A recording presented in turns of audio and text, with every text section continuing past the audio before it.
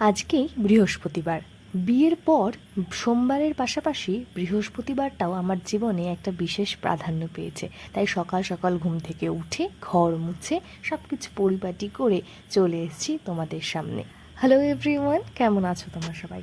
আজকে বেশ অনেক কটা ফুল পেয়েছি, আর অনেক রকমেরও। এই বাড়িতে মা রক্ষাকালী রয়েছেন, সেজন্য অনেক জবা ফুলের গাছ রয়েছে। আমার ঘরের উল্টো দিকে যে প্রতিবেশী রয়েছে টুম্পা টুপাইদা, ওরাও আমাদের মতন কাপলস, নিউ ম্যারিড। ওরাই এই তিনতলায় তুলসী মন্দিরটা লাগিয়েছে। এই তিনতলায় 4টে ফ্যামিলি থাকার মতন ঘর থাকলেও আপাতত কিন্তু আমরা 2টো ফ্যামিলিই রয়েছি। এই বাড়ির যিনি ওনার, তিনি গ্রাউন্ড ফ্লোরে থাকেন, আর আমরা যেহেতু তিনতলায় থাকি আর মাত্র টুম্পা আর আমি, মানে এই 2টো ফ্যামিলিই রয়েছি, তাই আমাদের হাজব্যান্ডরা যখন কাজে যায় তখন কোনো রকম ছোটোখাটো প্রবলেম থাকলে আমরা দুজনই একে অপরের ভরসা। আর আমার সিংহাসনে যে শিবলিঙ্গটি আপনারা দেখতে পাচ্ছেন, এটা একটা কাহিনী আছে। সেই কাহিনীটা হলো যে আমার বিয়ে ঠিক হয় ফাল্গুন মাসের শেষের দিকে। আর যেহেতু মাঝখানে চৈত্র মাস পড়ে গিয়েছিল, তো তখন আমি মনে মনে ভেবেছিলাম যে যখন আমায় ডায়মন্ড হারবার চলে যেতেই হবে, তো সেখানে আমি কি ঠাকুর নিয়ে যাব, ঠাকুর তো পারতে হবে।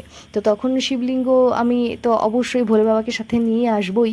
তো সেজন্য আমি চৈত্র মাসে ভালো একটা দিন দেখে, মানে নীল পুজোর দিন, আমি অভিষেক করিয়েছিলাম আমার এই মানে শিবলিঙ্গটাকে, এবং সেটাকে এখানে নিয়ে আসি। কিন্তু এখানে নিয়ে আসার পর কোনো ভালো দিন পাচ্ছিলাম না যে প্রতিষ্ঠা করব, ঘরে পুজো দেব।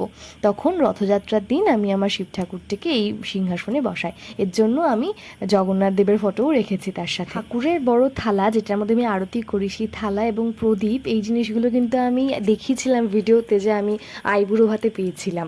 আরও কিছু অনেক জিনিস আইবুড়ো ভাতে পেয়েছি। আমার ফ্যামিলি এসেছিল, মানে শাশুড়ি মা, ননদ, তারা সবাই, এবং আমার মা আমাদের এখানে ডায়মন্ড হারবারে, তখনও কিছু জিনিস ঠাকুরের কেনা হয়, কিন্তু সিংহাসন এখনও কেনা হয়নি। আর শুধু সিংহাসন কেন, অনেক কিছুই এখনও কেনা হয়নি। একে একে সেগুলো কিনবো, ঘর গোছাবো, এবং সেগুলো তোমাদের সঙ্গেও শেয়ার করবো। আমাদের সকলকে অনেক অনেক প্রণাম। তোমরা আশীর্বাদ করো আমার নতুন জীবন যেন অনেক সুখের হয়।